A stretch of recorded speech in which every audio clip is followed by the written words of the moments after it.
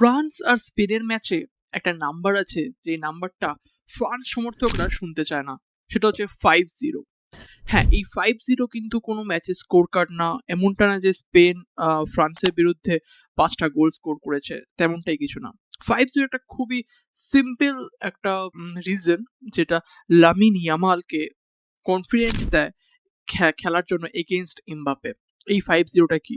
5-0টা খুবই simple, but তার আগে 5-0 বলার আগে আমি যেটা সবচেয়ে এলিফ্যান্ট ইন দ্য রুম সেটা হচ্ছে ফ্রান্সের ফর্ম। ফ্রান্স এখন টপ ফর্মে আছে। ফ্রান্স প্রত্যেকটা টিমকে রোলার কোস্টারের মতন ধুয়ে দিয়ে চলে যাচ্ছে, গোলের পর গোল করছে। কিন্তু আহ, যে টিমটা ফ্রান্সকে আটকাতে পারে শুধুমাত্র সেটা হচ্ছে স্পেন।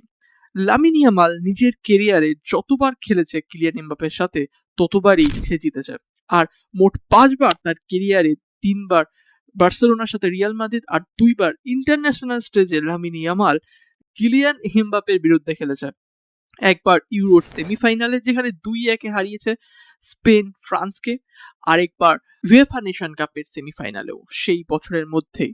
অর্থাৎ লামিন ইয়ামাল যে প্রেস কনফারেন্সে বলেছে যে only Spain can bit the France, it's pretty much true. তো ব্যাপারটা হচ্ছে ফ্রান্স যেরকম ভাবে খেলে সেটা হচ্ছে মোমেন্টামের ওপর, অর্থাৎ কিলিয়ান এমবাপে একটা মোমেন্টামের ওপর নির্ভর করে থাকে। ফ্রান্সের টিম আমরা জানি দুর্ধর্ষ, কিলিয়ান এমবাপে গোল্ডেন বুটের রেসে আছে, আর মাইকেল অলিজে অ্যাসিস্টের রেসে আছে।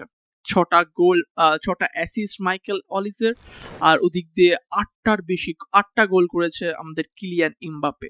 কিন্তু এই ফ্রান্সের টিম যেটার উপর বেশি নির্ভর করে সেটা হচ্ছে মোমেন্টাম। মোমেন্টাম পাওয়ার জন্য তাদের কাছে বল আসা দরকার, আর সেখানেই ফ্রান্সের ট্যাকটিক্স চলে আসে। সরি, স্পেন একটা টিম যেটা পজেশন অবসেস টিম, আর সেইখানেই মার খেতে পারে ফ্রান্স।